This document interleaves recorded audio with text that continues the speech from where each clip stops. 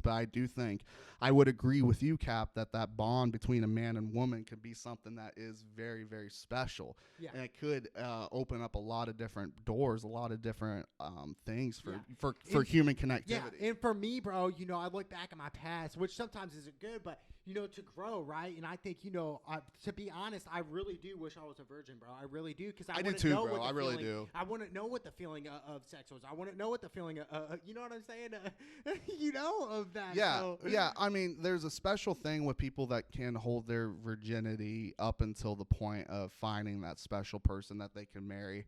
There's nothing that really truly beats that, because you have that thing that is special, that you are finding that connection with somebody. But again, it's hard because I think with a lot of aspects in our culture, the social media and that kind of thing, we're putting a detriment and an obstacle in between true human interpersonal relationships, yeah. interpersonal connectivity. You know Yeah. what I'm saying? We got these barriers in there because it's like we have these over sexualizations that are always seen, present in our normal day-to-day activities. You look at commercials, you look at marketing in general, there's sex everywhere. Yeah. We get desensitized to that, so you try and have a normal Yeah. functioning It's kind of relationship. it's becoming normal, like drinking water or something, Yeah, you try and have that normal functioning relationship. Good fucking luck, because it's like if you don't have that proper guidance on like safe sex and like education regarding that, it's going to be confusing for kids. Yeah. And kids, it's very, very important for them, young kids, because they're learning about their bodies,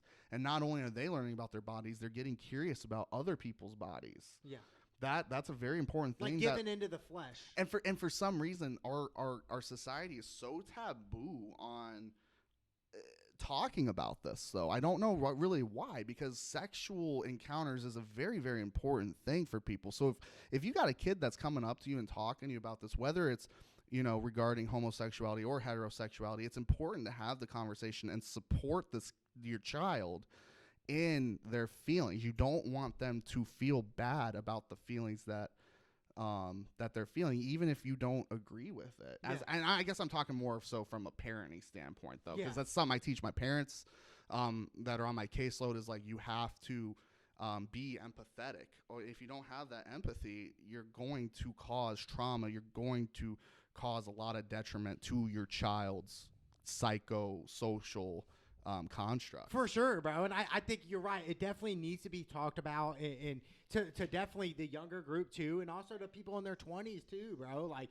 and I don't think it's good to, like, obviously, like, have sex with multiple women too. Right. You know what I'm saying? Like, I think, at the end of the day, though, Jefferson, I think from my past and my experiences, bro, I just think, like you said, the post-nut syndrome really was the drawing factor for me, bro. Was the drawing the line where I do believe marriage is to wait for the one. You know what I'm saying? I do believe sex can wait until you get married. Yeah. I truly believe that, bro. Well, and then with the post-nut syndrome and stuff like that, you unfortunately have times where it's like you're making this other person feel like shit.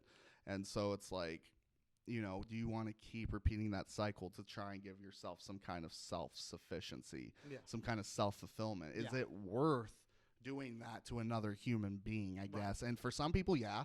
I guess, like, for me and you, I think we probably found that that's probably not the best way to go, because we want to find a little bit more fulfillment in that interpersonal connection that I think our society really has lost, man. I really do believe our society's lost that and is continuously like, they just losing hook up it. with no feelings, and Right, that's it. no And feelings, that's yeah. what's crazy is a lot of people tell me, "Oh, there's no feelings in hooking up." Yes, there is, bro. Right. There is feelings in hooking up, bro. Like, it's crazy to be that, but I think moving forward, bro, I really do think it comes from the heart and the mind, Jefferson. I really do, and it stems spirit though too. the spirit, spirit, heart, and mind, and I really do believe, like I was telling you, Jefferson, you will eventually figure it out, bro. Like I did, after years, I finally figured it out. Like, yeah, lust is not good, bro. Like, it seems good in the moment. You know what I'm saying? It seems It's great. not like worth it long term though, No, like it's fun in the moment and it's like a rush.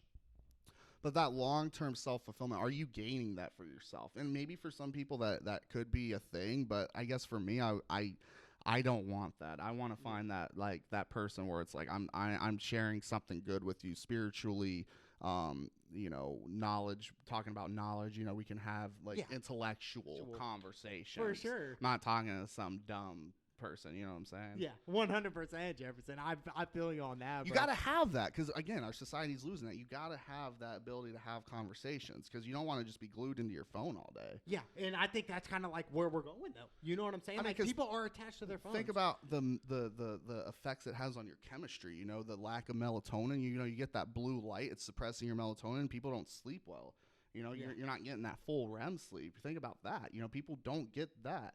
We're not talking about this stuff. People aren't getting this types of things that they need. Yeah. So how can we as a society give the people that they need without using it against them? That's kind of my whole thing. 100%, Jefferson. I feel you on that, bro. But I'm so glad, Jefferson. Look, bro, as this whole society standpoint where we're going, I do think there is positives in it, bro. I really do. I do think we will overcome certain situations here in America. I ultimately do believe that, Jefferson. So when you said that stuff, it's very interesting, bro, and I do believe that to that standpoint. But I do think, mental health is definitely another thing that, our society needs to cover on, and we need to, we need to have more conversations about it, right? Yeah, for sure. Because like I get taught in college, with because I did an interpersonal relations minor, where it's like, people need to be having these conversations. Again, people feel feelings. People have these kind of things going on inside of them. Yeah.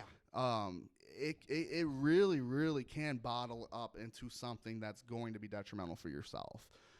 So whether that's the outlet is in, God or doing something outside, activity, gym, you got to find that outlet that will give you purpose, that will give you that happiness for yourself. That's the important thing. And have a conversation with loved ones or family members when you are feeling low. You can't expect help if you're not reaching out for the help. That's kind of the point I'm trying to also get to everybody. We all are going through stuff.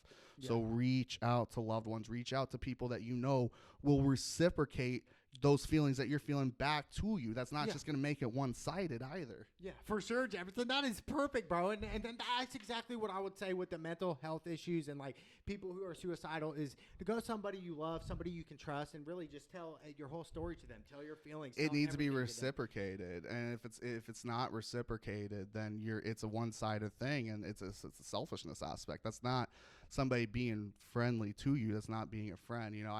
In my experience too, I found a lot of good people that really took the time to be like, I'm taking your feelings into consideration right now. And man, I'm serious. Like, I really feel for that because that was something that meant a shit ton to me because I was going through, and not even just with that, I went through a lot of other struggles, in between that too, where I was like really, really, really down about myself.